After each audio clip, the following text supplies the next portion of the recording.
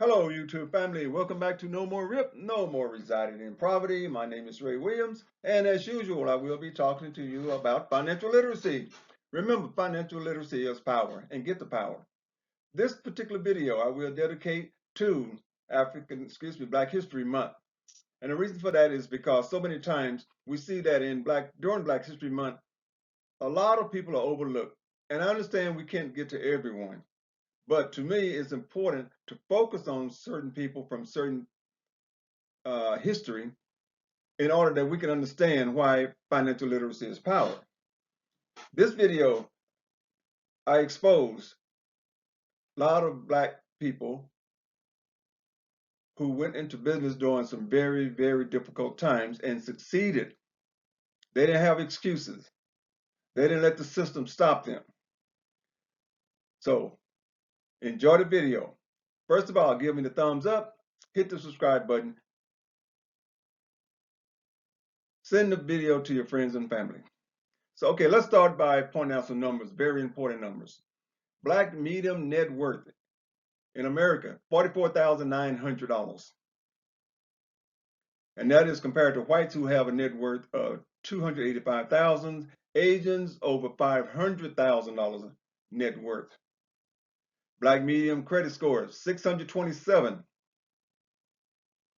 Black medium debt to asset ratio, 50%. Look that up so you'll understand how your debt ratio affects your financial situation. There are 8.6 million Black people that live in poverty. Now, these are the people who actually live in poverty. Now, you add in people who live just a little above poverty. This number may end up being around 10 to 12 million out of a approximate population of 48 million Blacks in America. So again, financial literacy is power. History Month, financial literacy is power. You need to get the power. Now, during this particular video, I will talk about these people that you see popping up here. All of these people faced difficult times.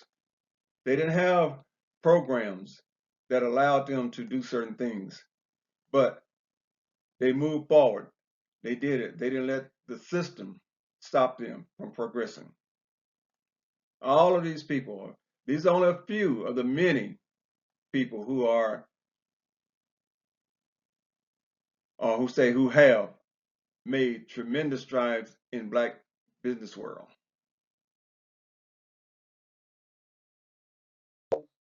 Cup, born 1759, passed away in 1817. An educated man that owned farming property, a fleet of ships, and a successful business on the coast of Massachusetts. At 14 years old, he began working on several merchant ships in New Bedford, a port rather than on the family farm. Through these experiences, he learned a lot about whaling and shipping and eventually bought several ships on his own. He quickly earned the respect of many Caucasians in America through relationships in the Quaker faith and as a businessman.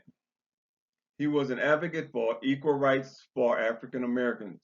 Now remember, look at the time frames here.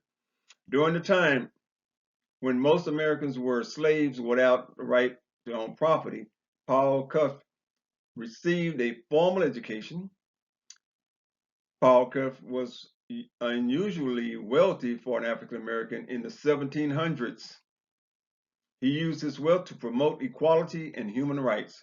Cuff created opportunities internationally and found a way to provide key opportunities in the United States. Again, he found a way to provide key opportunities. That's one thing we should be working today. How do we become successful? And then we help others become successful. Jeremiah Hamilton, born in 1806, passed away in 1817. In the early 1840s, Hamilton borrowed money to take advantage of real estate. First of all, keyword, real estate. One thing that I advocate for all the time, invest in real estate and a business or businesses.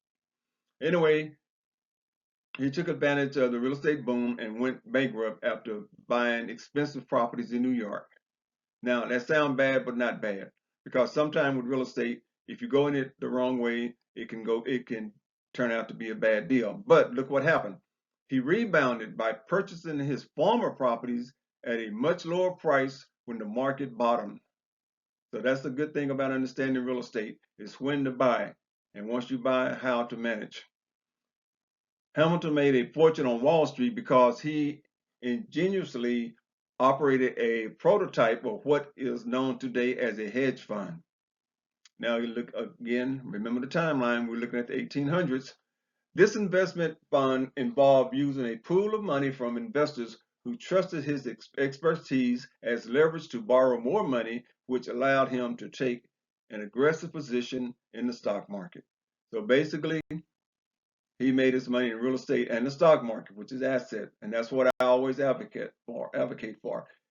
Investing in real estate and securities when it's possible.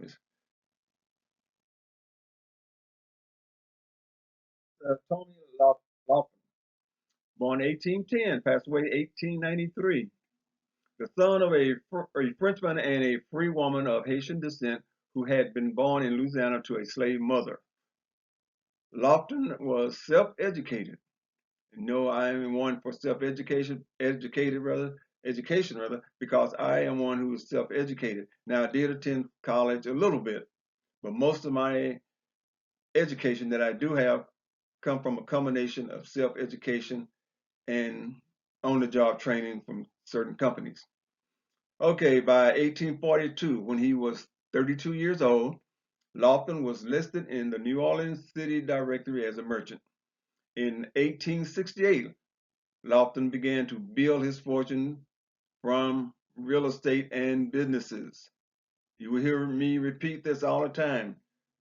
Buy real estate, invest in business or businesses.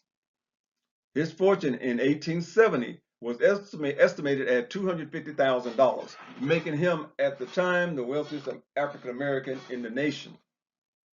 A successful real estate broker and businessman, Lofton accumulated nearly $500,000, a great sum during that time.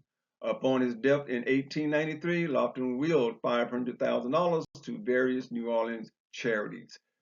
So again, time frame, 1800s. Mr. William Alexander Lettinsdorf. I think I'm pronouncing it right, but let's not go with that. Let's just go with William Alexander. Born 1810, was likely America's first black millionaire. Lettinsdorf, who had immigrated to the U.S. from the Danish West Indies, owned the first steamship in San Francisco Bay. He also accomplished a list of other notable firsts, including setting up the first public school in California and creating the first hotel and the first waterfront warehouse in San Francisco. According to historical accounts, Lettinsdorf became a naturalized U.S. citizen in Louisiana in 1834, where he became a ship captain. He landed in California around 1841. It was there where he spent the rest of his life, his short life, that he would accumulate a fortune in commerce and again real estate in the lead up to the California gold rush. He eventually became a millionaire when gold was found on his property. Again, we're dealing with real estate property. He bought real estate. So remember, real estate, and other appreciating assets. Robert Church, born in 1839. He was considered the first African American millionaire also, so there's a different opinion of who was the first black millionaire. An entrepreneur and landowner, again, business and real estate, who lived in Memphis, Tennessee. By 1878, Church had acquired considerable wealth. When the yellow fever epidemic swept through Memphis, The city was depopulated and the land devalued. Church saw a great opportunity in the Memphis real estate and increased his property holdings throughout the city. His properties would grow to increase undeveloped property, include undeveloped property, commercial buildings, some residential housing, and bars in the red light district. It is estimated that he was able to collect approximately $6,000 a month in rent from his properties. How many of us today in 2025 are able to collect $6,000 per month in rents? Again, key factors: real estate, owning land and developing land, owning a business, all these things that we all should have in common. Next, we have Mr. Jesse Binga, was a prominent American businessman who founded the first privately owned African American bank in Chicago. Binga recalled coming to Chicago in the 1890s with $10 in his pocket. By the 1920s, he was a bank president and major, again, real estate owner. Unwilling to conform to de facto private real estate segregation, white real estate interests sometimes opposed him violently. So basically, he was making his money in real estate, and naturally during that time, and even today, you'll find some people who don't like it when they see that you're starting to make a lot of money. But again, let's go to the timelines. 1800s, how did he make his money? Business and real estate.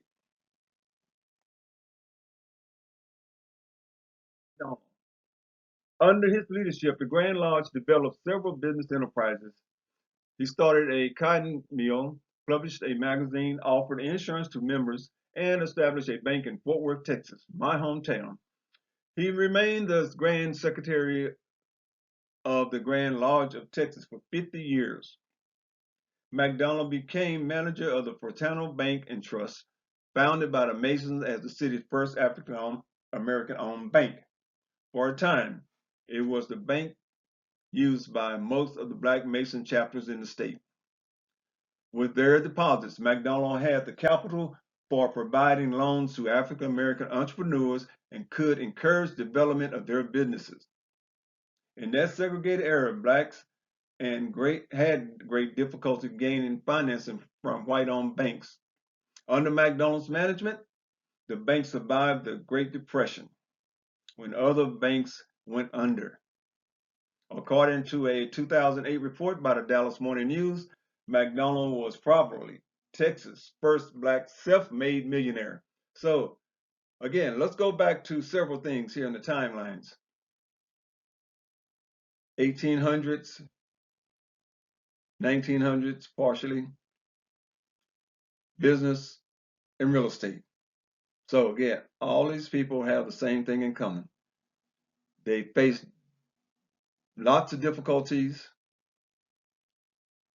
lots of challenges, but they knew that financial literacy and understanding buying real estate or starting businesses was the key to progressing. C.J. Walker.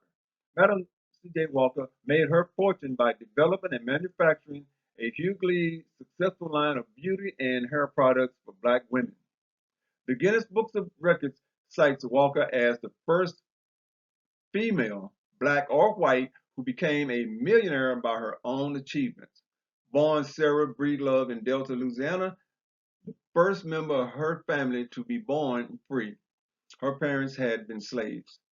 Madam C.J. Walker said of herself, "I am a woman who came from the cotton fields of the South. From there, I promoted myself to the wash tub. From there, I was promoted to the cook kitchen. In addition, from there, I promoted myself into business of manufacturing hair goods and preparations. I have built my own factory on my own ground." Understand this again. She did not wait for someone to give her something. She saw a need. She felt that need. She bought real estate. She built her own factory. And she started to hire people, other people, and help those people have a better life, a better income.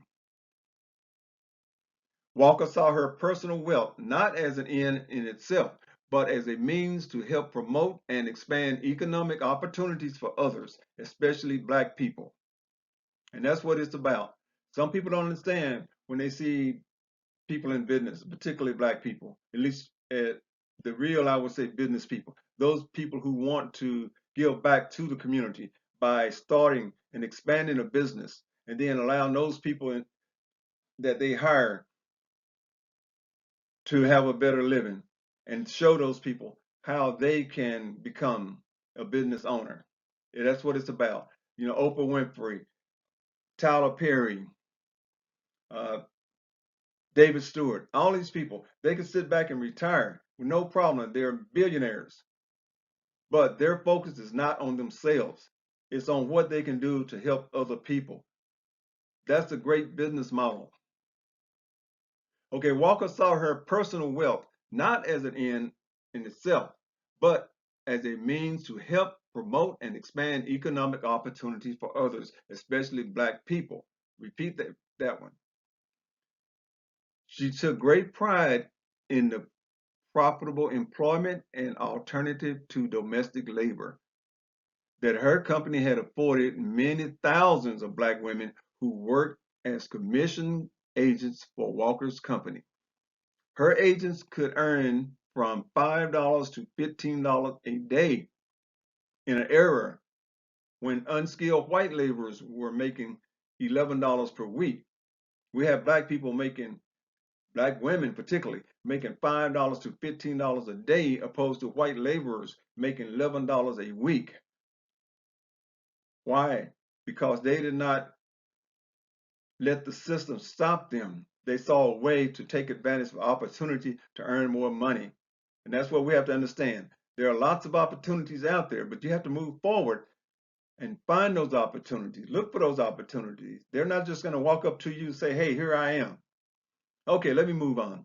In 1950, Walker had a $250,000 mansion called Villa Leroy built in the wealthy New York suburb of Irvington on Hudson, New York, near the estates of John D. Rockefeller and Jay Gould. She spent hundreds of thousands of dollars on furnishing. Again, building a $250,000 mansion around 1915. How many of us today can build a $250,000 home? And I don't know if she got financed or not. She may didn't. But how many Black people today can afford? Yes, more can afford because a $250,000 home basically is a average house now, or in some cases maybe below average in some areas. So that's not a big deal. But let's equate this to today's numbers and say a $2 million home. How many of us can afford to get a $2 million home built?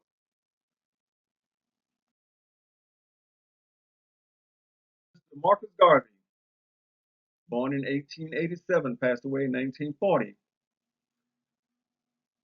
Through his public speeches and his newspaper, Negro World, Marcus Garvey became one of the most influential Black leaders of the early 20th century.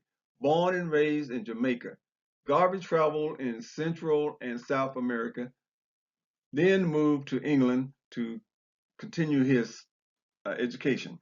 In 1914, he started the Universal Negro Improvement Association and began speaking out publicly in favor of worldwide Black unity and an end to colonism.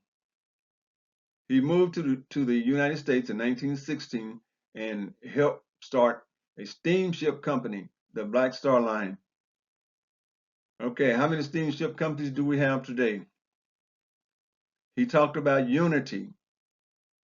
You know, that's one thing we kind of miss out on, unfortunately, now when it comes to business development, is unity. Remember, hit the subscribe button, give me a thumbs up, share the video with your friends and family. Okay, here are some of my favorite quotes from Marcus Garvey. People without knowledge of their past history, origin, and culture is like a tree without roots. A reading man and woman is a ready man and woman, but a writing man and woman is exact. If you have no confidence in self, you are twice defeated in the race of life. Liberate the minds of the men, and ultimately you will liberate the bodies of men. Whatsoever things common to man, that man has done, man can do. With confidence, you have won before you get started, before you have started.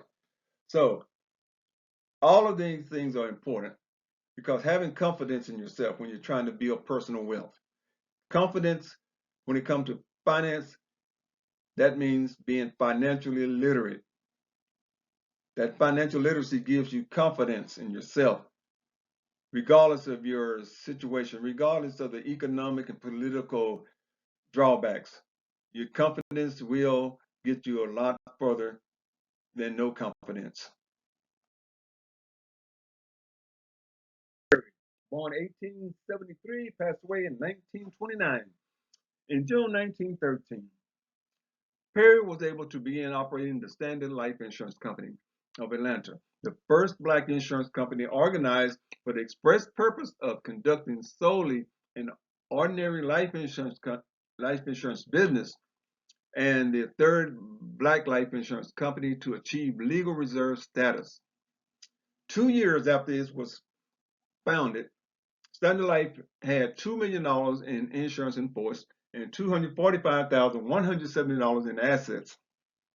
7 years later, those figures swell to $22 million in force and $2 million in assets, respectively. So now look at the timeline again, 1800s, maybe early 1900s, $2 million in assets. The company employed 2,500 people, all black, and did 33.33% of the total volume of business done in the United States annually by black enterprises. Perry was Standard Life on sound and profitable footing, turned to providing other businesses and economic services to black community. So again, what do we have here? He became successful and he started providing other businesses and economic services to the black community. So go back to what I was talking about earlier. Once you succeed, and it doesn't have to be a high level of success, but once you start making it, you bring in other people, you train or you teach those people how to do it, and then you move forward. And that process continues, and it becomes a snowball where more people become wealthy, more people become financially literate. Hit the subscribe button, give me the thumbs up, share the video with your friends and family. Born 1892, passed away in 1996. Mr. Gaston stated in many interviews that one of his primary rules for business success is find a need and fill it. Gaston started the Booker T. Washington Business College, a place where black students could learn proficiency in working on various business machines. During the 1940s and 50s, his business empire continued to expand. In 1947, he acquired the New Grace Hill Cemetery, and in 1954, he opened A.G. Gaston Motel. So again, diversity in business. He didn't have a business, he had businesses. He found a need, he met those needs. That's what we need to do today. That's why financial literacy is important, because when you have financial literacy, you can spot opportunities. Hit the subscribe button, give me the thumbs up, share the video with your friends and family. Gaston established the Citizens Federal Savings and Loan Association in 1957.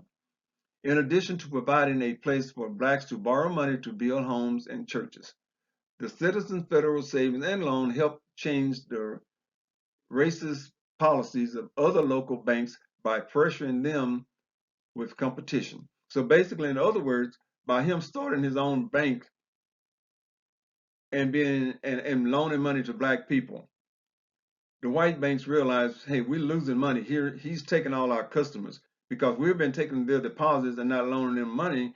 Now they found a source where they can make their deposits and get loans. So we need to change our way.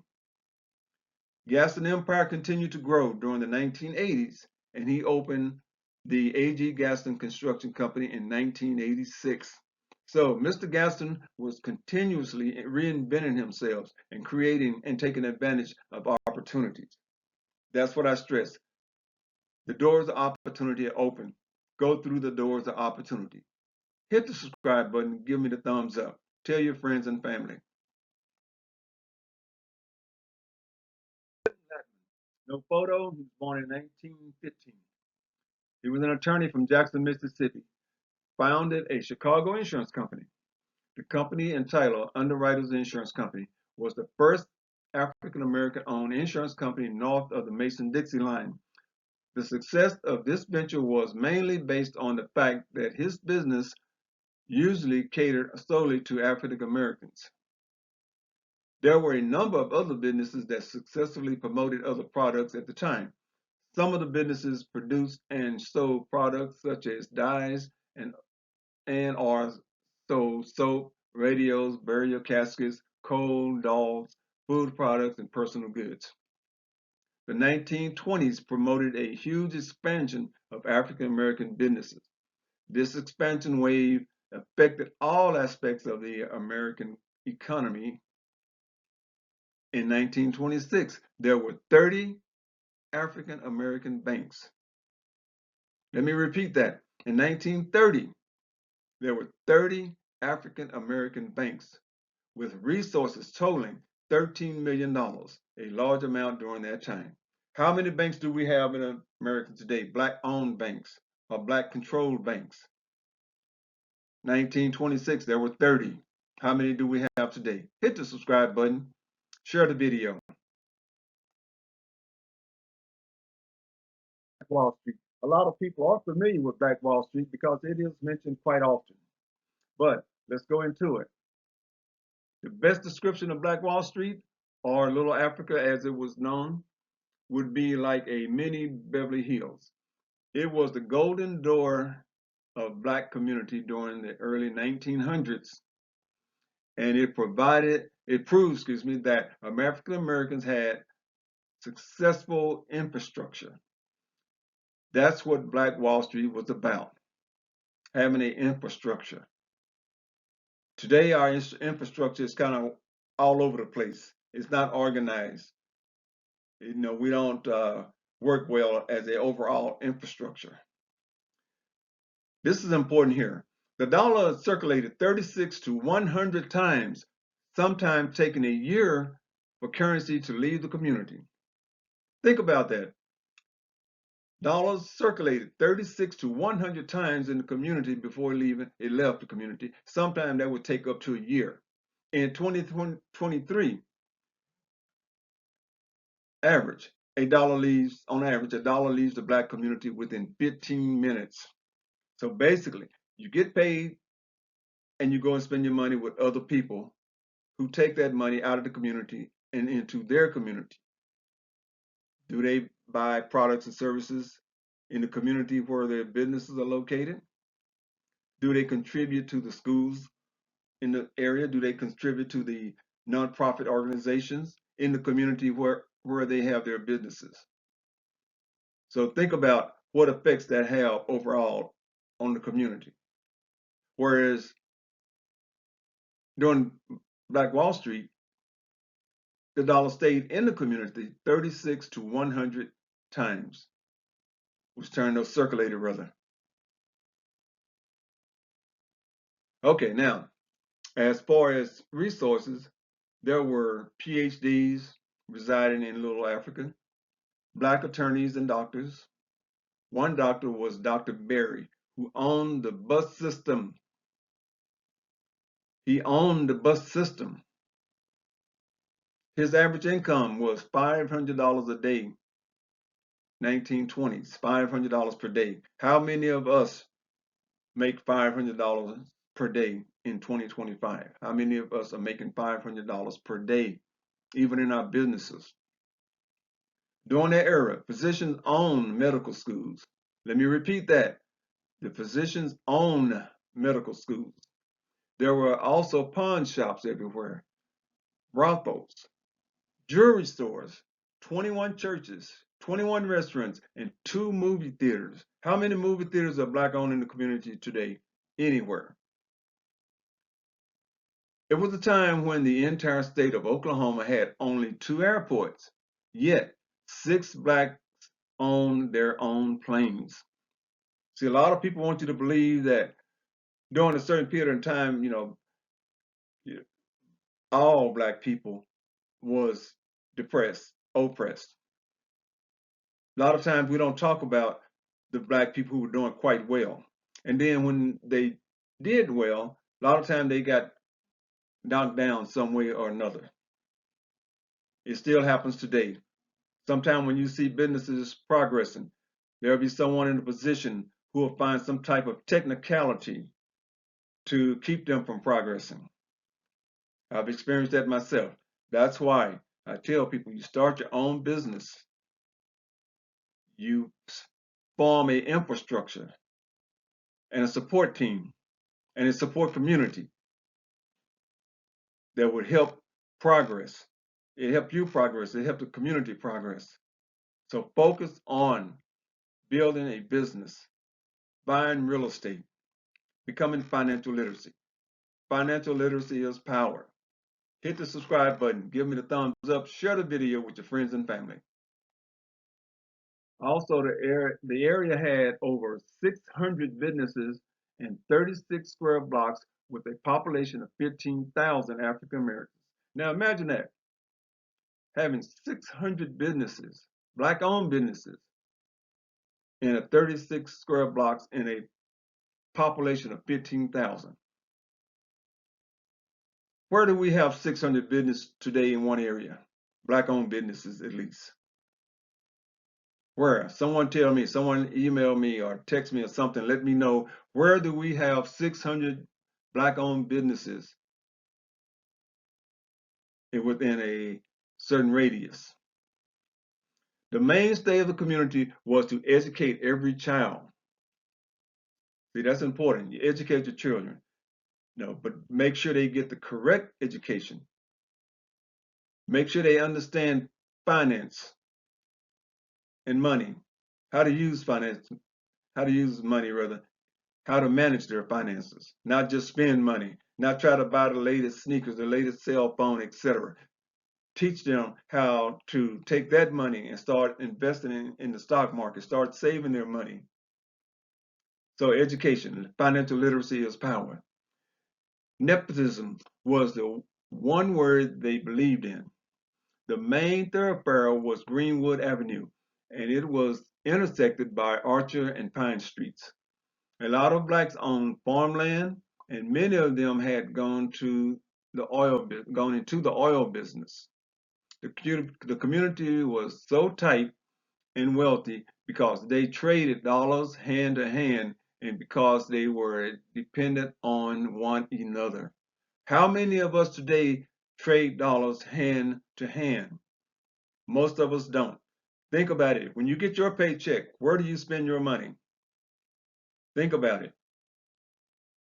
Do you consciously try to support black businesses? And don't talk about racism, we being racist, etc. when we do that. No. If you go into the community and you have other people in the community that have businesses, do they eat in the black-owned restaurants? Do they go to the black beauty salons? No. Do they do anything in the black community? In most cases, no. Go to their business. Ask them to support your nonprofit organization or your kids' school program and see what happens. Now, some may, but most won't. Just to show how wealthy a lot of black people were, there was a black banker in the neighborhood town who had a wife named California Taylor. Her father owned the largest cotton gin west of the Mississippi River. There was also a man named Mason in nearby Wagner County who had the largest potato farm west of the Mississippi. When he harvested, he would fill 100 boxcars a day. Imagine that, having a business today where you could fill 100 boxcars with some type of produce. Another African American not far away had the same thing with a spinach farm. On Black Wall Street, a lot of global business was conducted. The community flourished from the early 1900s until June 1, 1921. And if you know the story, that was when the riots took place and the whole community was burnt down. Hit the subscribe button, share the video. Modern day business heroes. Reginald F. Lewis, born in 1942, passed away in 1993. Reginald was the richest African American on the planet. His crown achievement was the groundbreaking leveraged buyout of the international food conglomerate Beatrice Foods in 1987. As the CEO of this billion-dollar enterprise while in his mid-40s, Lewis, without the benefit of inherited wealth or legacy connections, built a fortune, one that placed him on Forbes' 400 list of America's wealthiest individuals. Despite this, many are unfamiliar with the pioneer work of this businessman. Yes, a lot of people, you never hear about him during Black History Month. He just passed away in 1993. He was a great businessman, young man.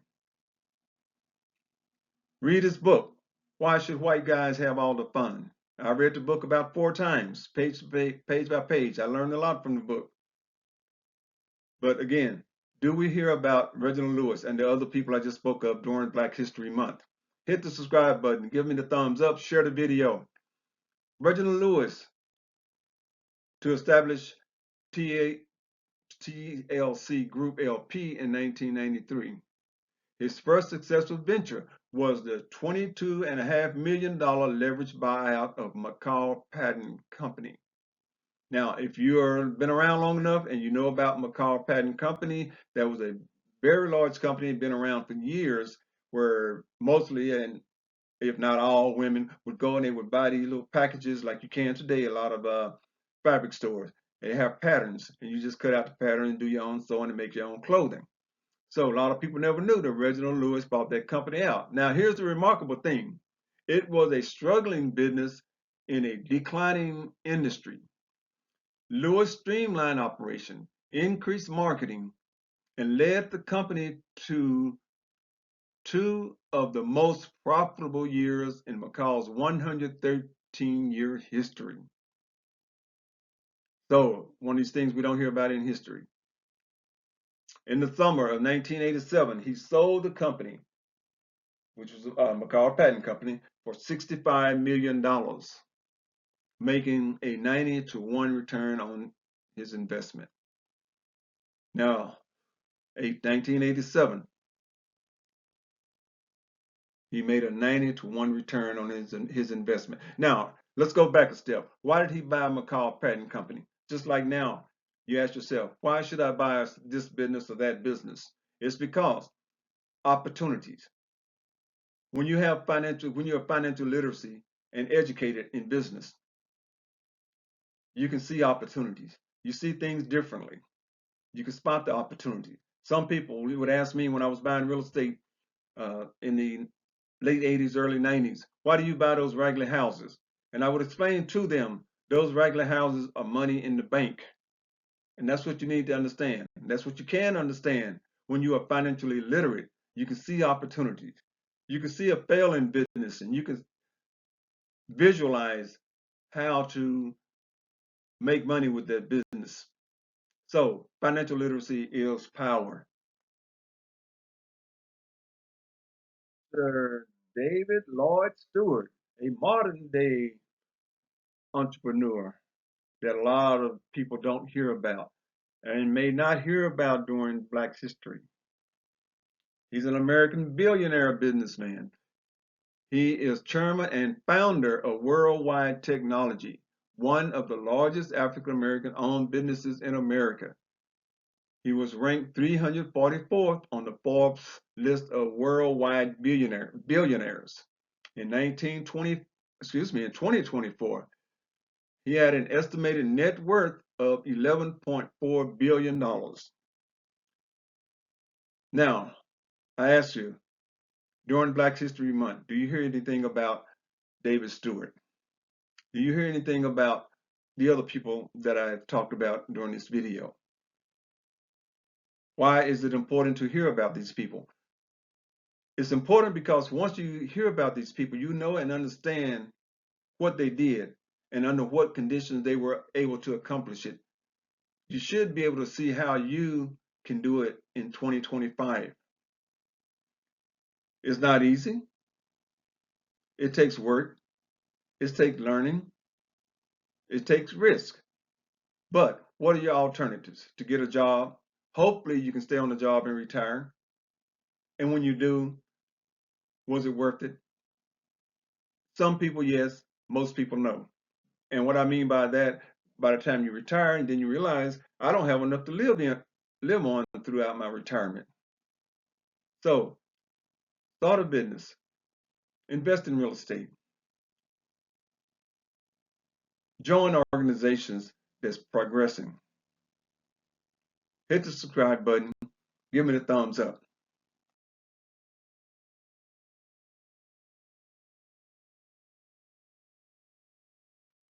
Next we have is an excerpt from my book. My book, Use Rules to Financial Success, How to Unlink the Poverty Chain. This is a page from the book.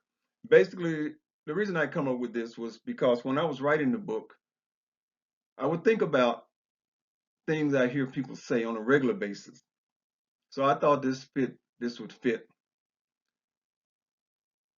I'm too old to start over. The economy is too bad. Other people are just lucky. Nobody will give me a break. Starting a business is too risky. It takes money to make money. I don't have the right connections. I have no control over my situation. Other people are taking all the jobs. The government needs to help me. Well, let's go back to these last two. Other people are taking all the jobs. Well, now with the political environment out there, there's a lot of jobs opening that some claim other people are taking. So that's an opportunity. The government needs to help me. Well, let's not depend on that. Basically, when you look at the current political environment, what you need to do if you want to progress financially, you want to build wealth. One, you get educated. You become financially literate, and most of all, you stop using every excuse in the book and go your ass. Get off your ass and do something. The door of opportunities are open. The doors are open. You have to go through the doors of opportunity. Take advantage of the opportunities. Don't look for a reason not to take advantage of the opportunities.